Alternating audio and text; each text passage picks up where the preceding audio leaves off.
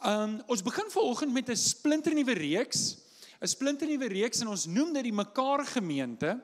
Die Mekaar Gemeente. En in hierdie reeks gaan ons kyk na 10 spesifieke mekaar verse wat in die Nuwe Testament voorkom. Nou daar's baie meer, maar ons gaan kyk na 10 van hulle. So in die voorportaal is daar vir jou 'n boekie. Onthou om een saam te vat. Ons doen dit hierdie kwartaal in ons kleingroepe, in ons selgroepe, in ons Bybelstudies. So jy asseblief kry vir jou so 'n boekie. En vir julle wat aanlyn is, jy kan dit bestel by www.biblestudy.co.za. Al ons boekies is daar en jy kan dit gratis aflaai in PDF. Die papierboekie gaan jou R40 kos plus aflewering. So bestel sommer 'n klomp, dan is die aflewering per boekie goedkoper. Maar die PDF is gratis. Ek het in Bloemfontein het ek my tande geslyp by Dominee Jakob Maree en ek en Dominee Jakob praat seker nog 2 keer 'n week. En ek kan onthou, hulle het ook 'n 101 gehad, maar hulle het iets anders genoem. Hulle het 'n bekendstellingsaand genoem. So as jy nou wil lidmaat word, dan het jy na die gemeente toe gegaan en dan het hulle nou 'n bekendstelling net om vir te vertel wie die gemeente is en waar die gemeente was. En een ding wat my opgeval het, in die middel van sy sessie het hy gesê daar's 2 tipes gemeentes. Jy kry 2 tipes gemeentes. Jy kry 'n mekaar gemeente en 'n de mekaar gemeente. En dan het hy vir die mense gevra, wat se tipe gemeente dink julle behoort ons te wees? Die antwoord is ons moet 'n mekaar gemeente wees. Nou, in jou boekie gaan jy sien hoofstuk 1 gaan oor julle moet mekaar lief hê. Nou, ons gaan later kyk na daai vers, maar vanoggend gaan ek eintlik meer oor die inleiding praat oor die reeks, maar ek wil tog hieroor praat oor Jesus wat sê in Johannes 13 vers 34 is Jesus se woorde. Hy sê ek gee vir julle 'n nuwe gebod. En dan sê hy julle moet mekaar lief hê. Nou dit ken ons en ons ken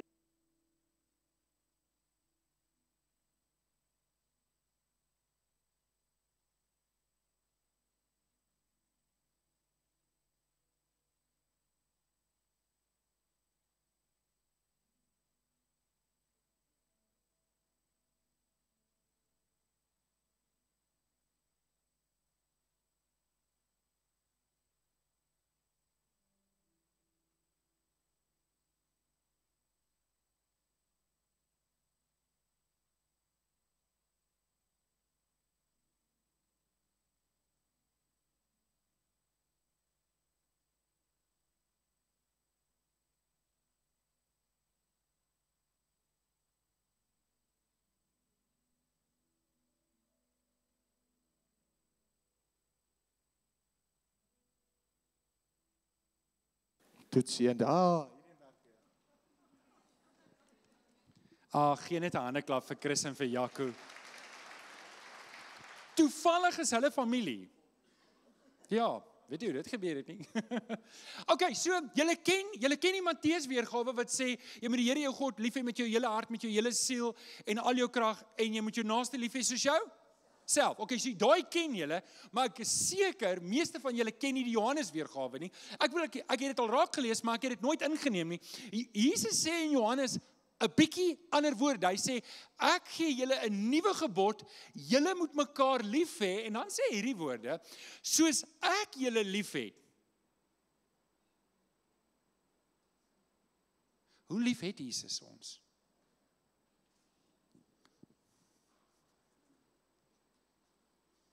Hoe lief het Jesus ons? Hoe lief het Jesus jou vanoggend? Hoe lief moet ons mekaar hê? Soos ek julle lief het. Okay, so ons gaan in die volgende 10 weke elkeen kyk, want eintlik al daai mekaar verse sê die hoe het ons mekaar lief? As Jesus sê julle moet mekaar lief hê soos wat ek julle lief het, dan wys die res van die mekaar verse hoe dit lyk. En ons gaan net na 10 kyk, maar ek wil jou vra in jou eie stilte tyd, doen die res, want my hartsbegeerte en my hartsgebed is dat ons as gemeente uitgedaag gaan word om te sê, ons moet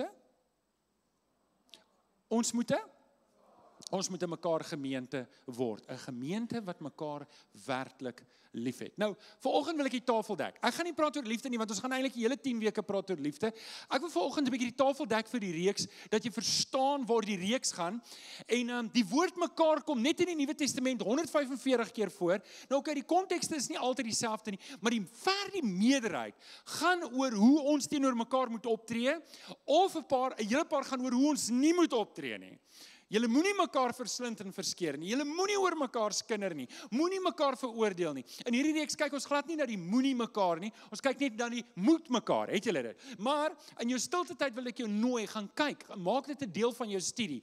Nou, voordat ons oor hierdie studie kan gaan, wil ek eers vir jou sê, daar's 5 groeistoppers in jou lewe. 5 groeistoppers, 5 dinge wat jou geestelike groei in sy spore gaan stop. En as jy dit doen, dan gaan jy nie kan verder groei nie. Okay, die eerste ene is eintlik half en half 'n kroek, want as jy Jesus nie aangeneem nie, is geestelike groei nie regtig moontlik nie. Maar baie mense, so okay, dit mag wees dat jy vanoggend hier sit en jy het Jesus nie aangeneem nie. Jy sit hier so en jy stel belang oor die geloof en jy wonder oor die geloof. Jy hou van die mense, jy hou van die koffie veral en die beskuit is so lekker. En jy wonder oor die geloof. Nou vir jou het ek eintlik, die res gaan nie vir jou sin maak nie, maar vir jou wil ek sê, hou aan soek. Hou aangryp, hou aan vra na die Here, want jy's op 'n goeie plek as jy daar is. Nou die volgende 4 is op die res van ons van toepassing. Een groot rede hoekom mense nie geestelik groei nie, is want hulle hou net nie stilte tyd nie. It's just non-existing. Hulle kom net op 'n Sondagoggend wanneer ons by mekaar kom in die woord. Dis die verse wat ons hier deel. En as dit jy is, dan is die kans goed dat jy jou groei in sy geestelike jou geestelike groei in sy spore gestop is en jy het al lankal gestagneer en jy kan uit daai groef uitkom. Dan nog 'n ding wat my geestelike groei in sy spore stop is sonde. Is wanneer ek hardkoppig en moedswillig aanhou met sonde wat die Heilige Gees lankal al reeds vir my uitgewys het, gesê hierdie ding is nie reg vir my nie. Ek wil nie dit hê nie. Jy is wat God vir my sê, jy's my kind en wanneer jy my volg, wanneer jy my voetspore volg, kan jou lewe nie so lyk nie. As ek dit doen, dan keer dit my geestelike groei. Maar die volgende 2 is van toepassing op hierdie reeks. Nommer 4 is betrokkenheid. Betrokkenheid. Ek kan nie 'n toeskouer wees wanneer dit kom by die koninkryk nie. Ek kan nie 'n toeskouer wees. Vriende, ek kan jou nou sê, jy kan net op 'n sekere punt groei deur om slegs 'n bywoner te wees. As ek nie my hande en my voete in die koninkryk vuil maak nie, as ek nie betrokke is iewers nie, as ek nie iewers by 'n bediening ingeprop is nie, dan gaan ek stagneer. Ek gaan net. Hoekom? Want die Here het my gemaak, hy het my gawes gegee, hy het my talente gegee, hy het my sekere vaardighede gegee, wat bedoel is om in die koninkryk gebruik te word. En indien ek dit nie gebruik nie, dan gaan ek stagneer. En dan die laaste ene is baie belangrik. Elkeen van ons moet iewers in een of ander tipe klein groep wees. Dis verskriklik belangrik. Want hier, ek kan nie in jou lewe kyk en sê, Corneille, hoorie, wat is die ding wat ek sien in jou lewe? Hierdie wisselvalligheid. Hy is nie regtig wisselvallig nie, hy is elke Sondag hier. En ek kan dit nie hier doen nie. Meeste van die tye weet ek nie eens wie hier is en wie hier is nie. Want ons net te veel mense en ek wens ek kon weet. Ek sou graag, ek het julle al gesê, facial recognition wou voorsit. Ek sou graag wou gehad het, ons moet elke Sondag incheck, dat as ek jou 3 keer in 'n ry nie sien nie, dan kan ek jou bel en sê, Jaco, hey, broer, wat gaan aan? Dit jou lanklaas gesien, maar ons Afrikaners, nee, moenie vir my sê wat ek moet doen en wat ek nie moet doen nie. Ons wil hê, weet julle was die eerste ding wat mense vir my sê as hulle lanklaas in die kerk was? Ja, maar ek is nou al 3 maande nie in die kerk nie en niemand het my gebel nie. Weet julle wat my reaksie daarop? Nou vir wat maak jy 3 maande weg van die kerk af? Dis net onmoontlik vir my. Maar as julle instem en ons sê, kom ons rad dit op, want ek sal graag wil weet as jy uitval. Ek sou graag wil weet as jy lou geraak het. Ek sou graag wil weet as jy nie meer betrokke is nie. Ek sou dit graag wil weet. Maar as ek net 'n toeskouer is in 'n gemeenskap, dan gaan niemand weet of ek kom of gaan nie. En dis hoekom dit belangrik is dat ek iewers in 'n klein groep moet ingeskakel wees waar iemand saam met my, waar ek oor ander mense kan waghou en hulle oor my geloof kan waghou. Nou okay, dis die 5. Ek het nou gesê die laaste 2 is verskriklik belangrik wanneer dit kom by 'n mekaar gemeente. En ek wil net die saadjie by jou plant. Ek wil net die saadjie by jou plant dat jy verstaan dat deel van 'n mekaar gemeente beteken nie net hulle moet verantwoordelikheid aanvaar oor my nie, maar ek moet ook verantwoordelikheid aanvaar oor my en oor die ander om my. Nou wil ek gou hê, maak gou jou nek vol strys en kyk wie's om jou. Maak gou, kyk gou voor en agter en om jou. OK? Nou herhaal jy hierdie woorde saam met my. Ek is verantwoordelik vir hulle. OK, het jy dit? OK, so kom ons gaan aan. Ons moet 'n mekaar gemeente wees en ek wil hê ons moet in die woord grawe, dis waar ons is. Ons grawe in die woord. Is julle reg vir my vir dit is my Bybel? Kom ons staan op en dan praat ons lekker saam. Ek wag vir my slide om op te kom. Grichelle, is julle reg vir my? Dit is my Bybel.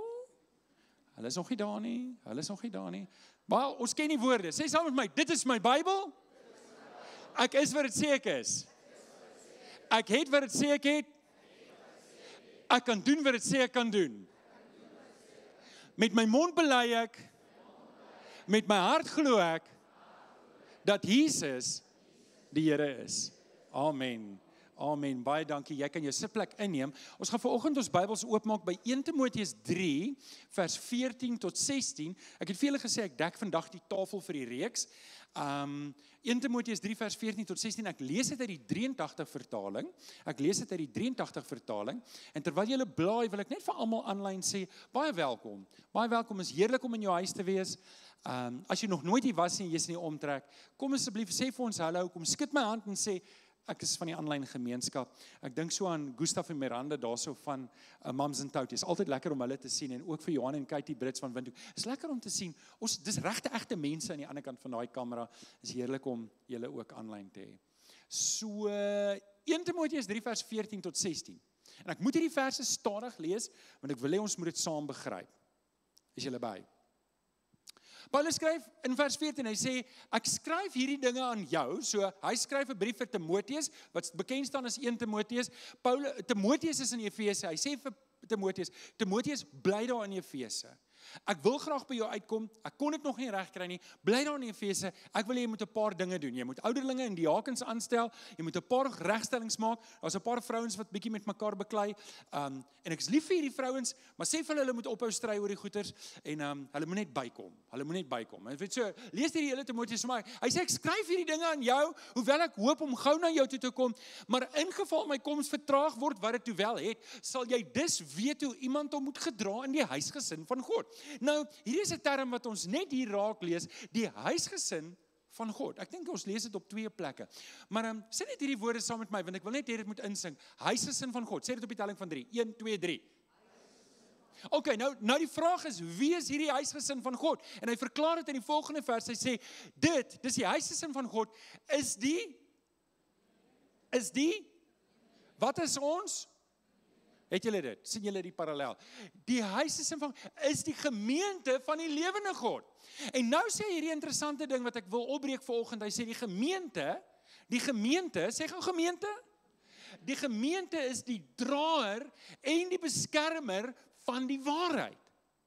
En nou deel hy die evangelie en hy som dit gou op. Hy sê, en dit staan bo alle teespraak, dat die geopenbaarde waarheid van ons godsdiens groot is. As mens het Jesus in die wêreld gekom, deur die Gees is bevestig, dat die reg aan sy kant is, aan die engele het hy verskyn, aan die heidene nasies is hy verkondig, in die hele wêreld is hy geglo, en in heerlikheid is hy opgeneem.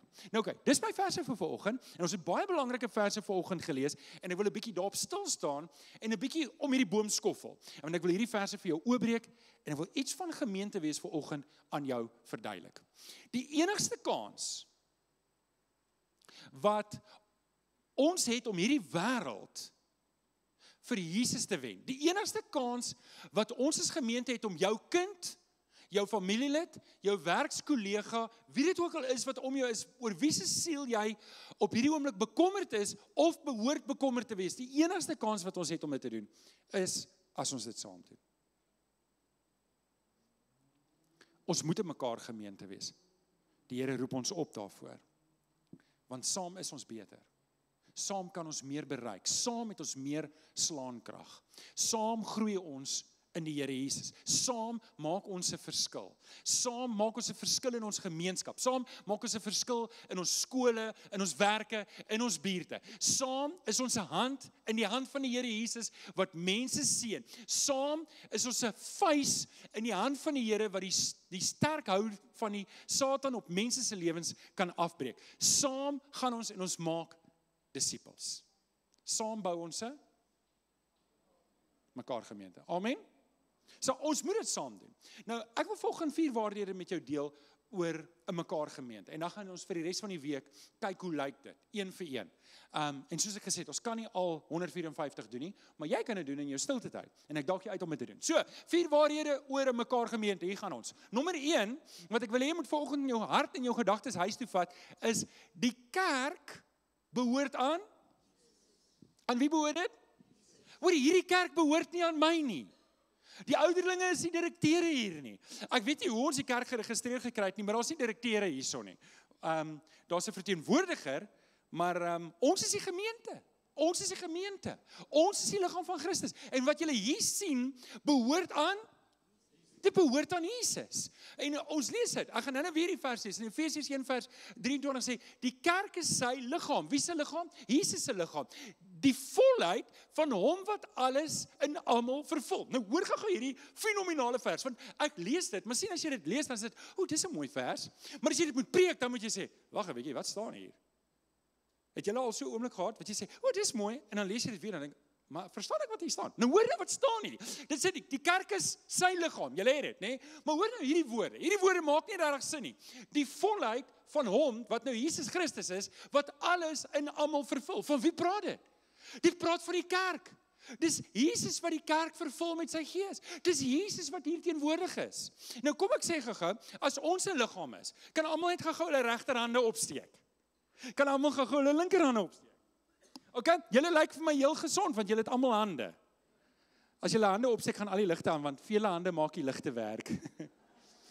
Okay, nou, hier is die ding wat ek wil hê jy moet hoor. As ek my hand sou afkap, en ek bedoel, dit is 'n verskriklike ding, maar kom ons sou sê, ek sou my hand afkap. Ek het 'n gees binne in my, en ek sit my hand daar neer. Is my gees binne in daai hand?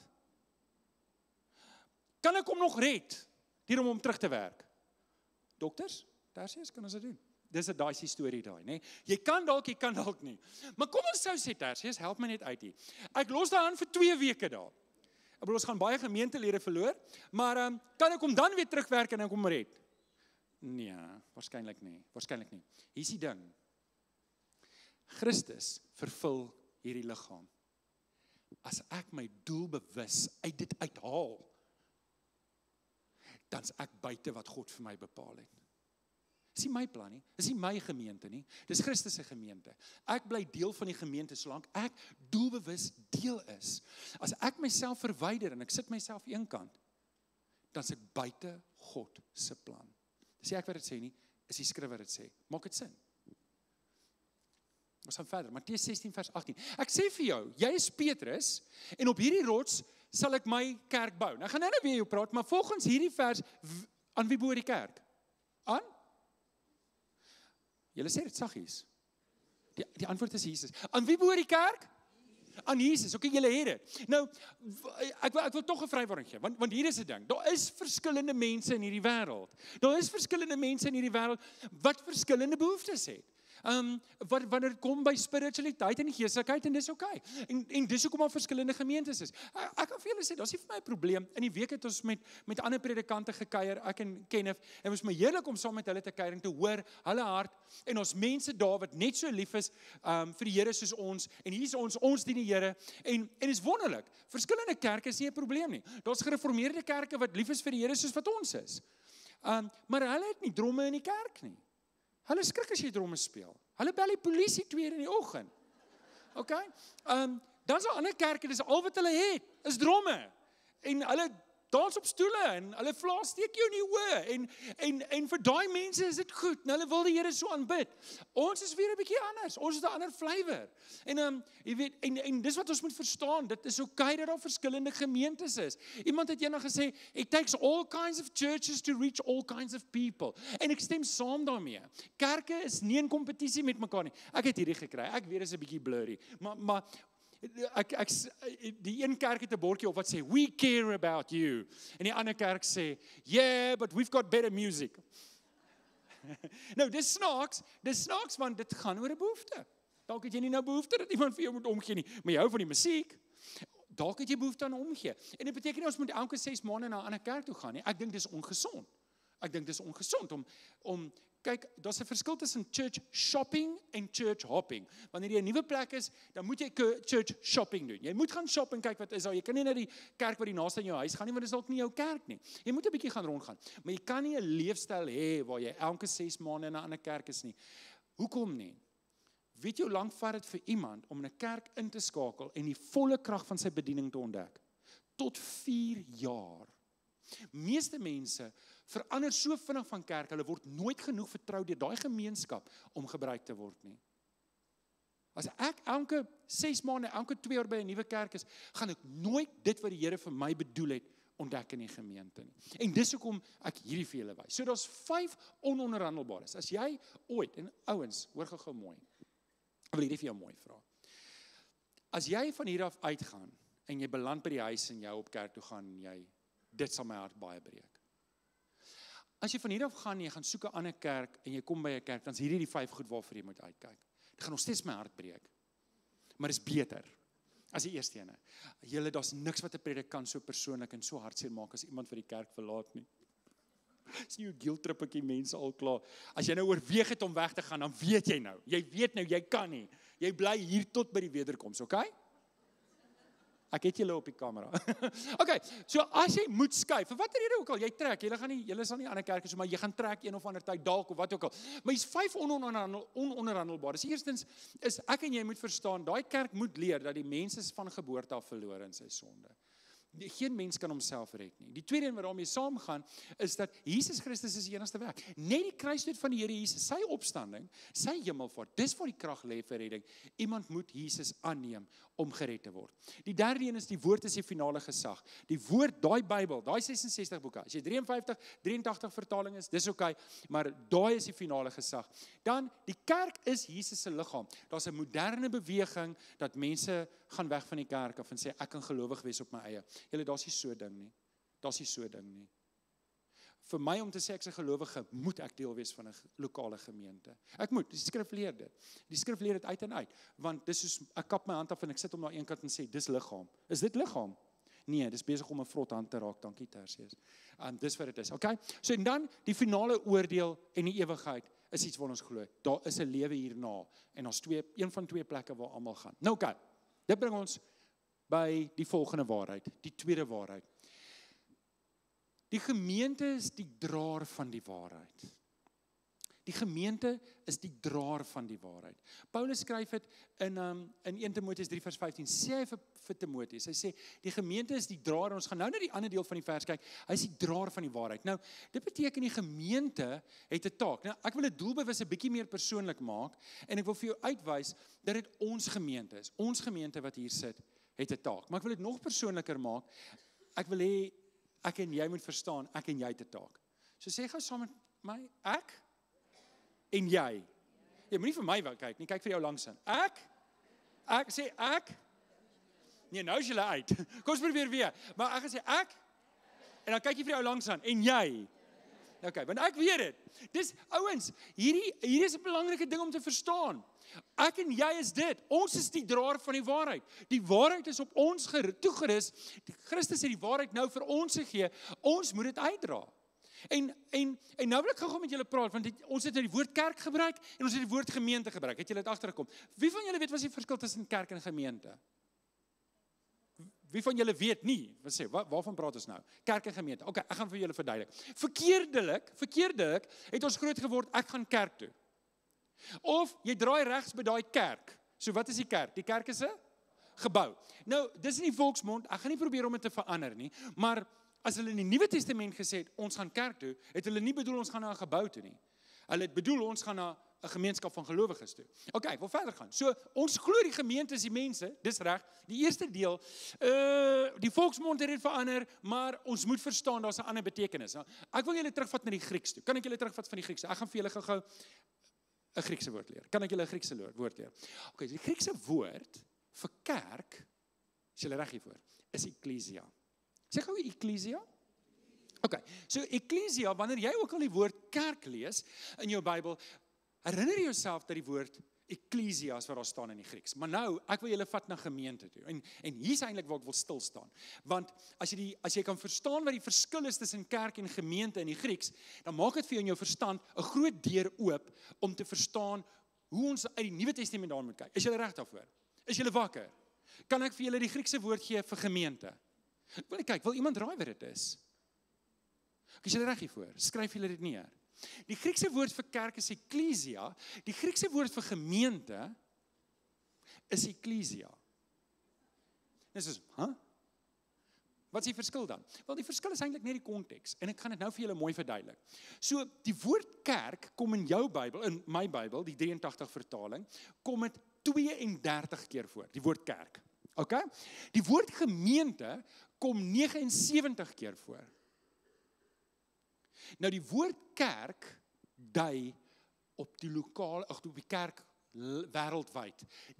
Elke gelowige word ingesluit. Wanneer ons sê kerk, dan verwys dit na al die gemeentes saam.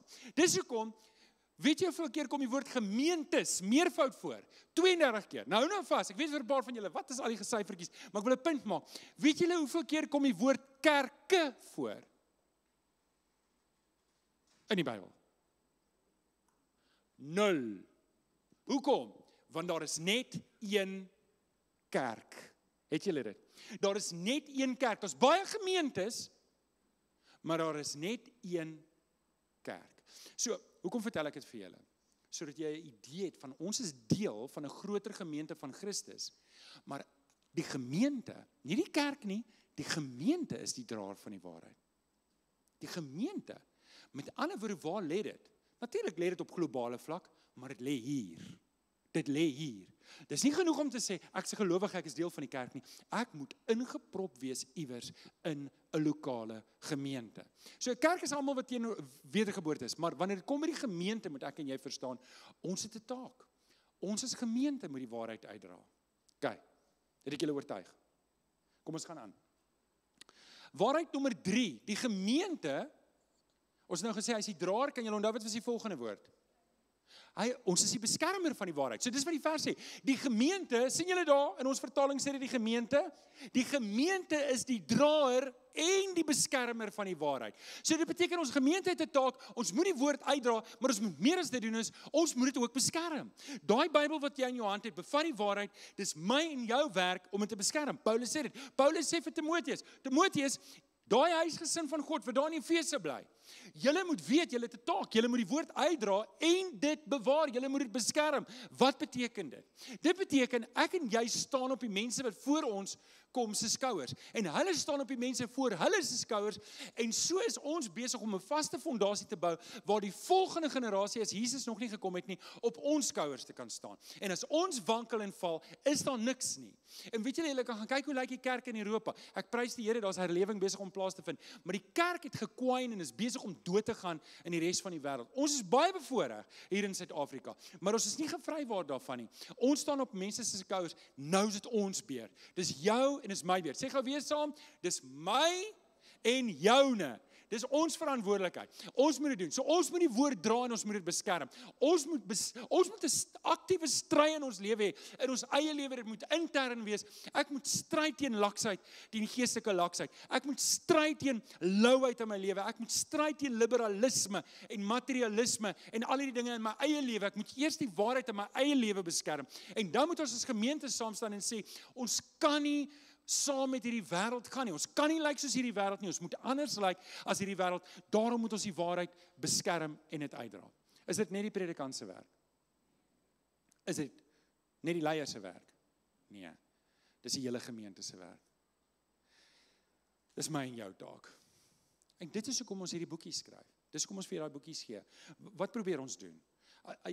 Al hierdie boekies is fyn beplan oor tyd, sodat ons as gemeente saam kan groei in die woord. Jy sal sien, elke studie het 'n paar spesifieke verse, het 'n groot teksgedeelte wat jy kan memoriseer en 'n paar memoriseer verse. Hoekom doen ons dit? Want ek wil jou sistematies stelselmatig oor tyd dieper kry in die woord. Dis wat ons daarmee probeer doen. Ek wil vir jou dieet gee, 'n gesonde dieet in die woord. Dis hoekom ons dit doen, dis die pad wat ons stap. En dis hoekom ons moet die woord ken. Dis my en jou werk, ons moet die woord ken. Ek gaan nie die woord kan beskerm as ek dit nie ken nie. Ek gaan dit nie kan beskerm as ek dit nie verstaan nie. Ek gaan dit nie kan beskerm as ek dit nie liefhet nie. Ek gaan dit nie beskerm as ek nie my lewe instel om dit te beskerm nie. Stem julle saam? Hier is 'n toutrek, waar's Dawid? Dawid doen sekuriteit buitekant, retief. Al die toutrekkers sal verstaan wat dit beteken om hakke in te skop. Om hakke in te skop. Ons moet in hierdie wêreld, dis ons beurt ouens. Dis nie iets wat jy as 'n individu gaan doen daar in jou eetkamer nie. Dis iets wat ons hier doen. Dis iets wat ons saam doen. Ons moet hakke inskop in hierdie wêreld en die waarheid beskerm. OK, bring my by die laaste ene. Waarheid nommer 4 is, die kerk is Jesus se meesterplan. Weet julle, dit breek my hart hoe baie gelowiges het anti-kerk geword. Dit verbaas my oor hoeveel gelowiges, en deur COVID het dit net versterk, daar's baie mense wat sê, ek is 'n gelowige, maar ek woon nie meer die gemeenskap van die gelowiges by nie. Dit breek my hart, want dit voel vir my, Satan is besig om die stryd te wen teen die geloof. As ons net kyk wat het in Europa gebeur. Ons moet verstaan, hierdie wat hier gebeur, was Jesus se plan. Ek wil jou op 3 spesifieke woorde wys. Jesus praat met Petrus, ons het hiermee begin. Ek sê vir jou, jy is Petrus, en op hierdie rots sal ek my kerk bou. Aan wie behoort die kerk? Aan Jesus. Iemand het eendag gesê, if you don't like the church, you won't like heaven. Because the heaven is going to be full of the church people. Dis is sommer 'n grappie.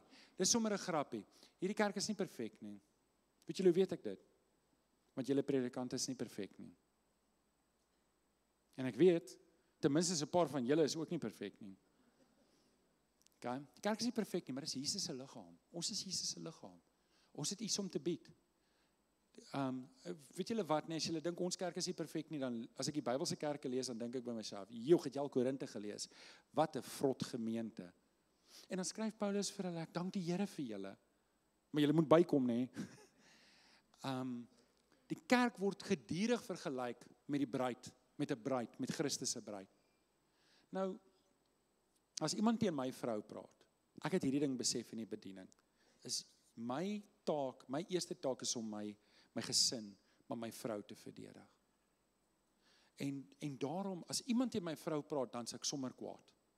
Nou, dit gebeur gelukkig nie. Maar, pas op vir jou, moenie teen my vrou praat nie. Ek wonder, hoe moet dit vir Jesus wees, as ons neerpraat op die kerk? Jesus wat gesterf het aan die kruis, om die kerk syne te maak. Ek wonder hoe moet dit wees, as gelowiges teen die kerk praat. As ek hierdie ding kan kop om te verstaan, ek is deel van hierdie gemeente, ek kan my nie losmaak nie. Ek kan nie sê gemeente is so nie. Ek is deel, as ek sê die gemeente is so, dan impliseer dit ek is nie deel daarvan nie. Dan beteken dit ek is verlore. Dan beteken dit ek is op pad hel toe. As ek nie deel is van 'n gemeente nie. Julle hoor, ek maak die pap dik aan, maar ek dink ons het genoeg verse om dit te doen. Ek moet deel wees van die gemeente, ek moet lief wees vir die mense. Kan ons gou-gou weer volstruis doen? Ek kom nou tot die einde. Wil julle gou-gou weer volstruisnekke doen? Kyk ek gou-gou weer om jou. Ek vra nie of jy hou van hierdie mense nie. Ons moet lief wees vir hulle. Hier is ons mense. Hier is Jesus. Jesus het gesterf vir daai ou langs jou, om jou, voor jou, agter jou. Jesus is lief vir hulle. Ek en jy moet lief wees vir hulle. OK. Ek sluit af. Die orkes julle kan vorentoe kom. Daar's 2 tipes gemeente. Daar's 'n mekaar gemeente en 'n die mekaar gemeente. Wat se tipe gemeente gaan ons wees? Ons gaan 'n mekaar gemeente wees. En ek bid sodat die Here vir ons sal help om hierdie ding te kop, dat ons nie 'n toeskouer sal wees van dit wat die Here besig is om te doen nie. Dat ons nie net sal sê, hoorie, ek is 'n toeskouer, ek kom en kyk wat gaan aan nie. Maar dat ek my hande en my voete sal sê, ek is deel van die liggaam van Jesus. Kan ek vir julle bid? Dankie dat julle die reeks saam doen. Kom ons bid saam. Vader, Miskien is hierdie dalk 'n bietjie 'n ernstige boodskap wat groot aksie verwag. Maar Here, U weet waar ons is. Vader, ek neem vrymoedigheid om vir hierdie gemeente te sê, kom ons doen dit saam. Kom ons neem 'n aktiewe besluit om nie toeskouers te wees nie, maar om aktief deel te wees. Want Vader, U het in Paulus se hart gesê, in sy hart gesit om te sê, ons is die draer en die beskermer. Vader, die woord is so vol, die Nuwe Testament is so vol mekaar verse, dat ons kan nie passief net kyk en sê, dis genoeg om gered te wees nie. Here, kom help vir ons, kom leer vir ons hierdie woord in hierdie volgende paar weke, wat dit beteken om in mekaar gemeente te wees. Ons bid dit in Jesus naam. En die kinders van die Here sê, Amen.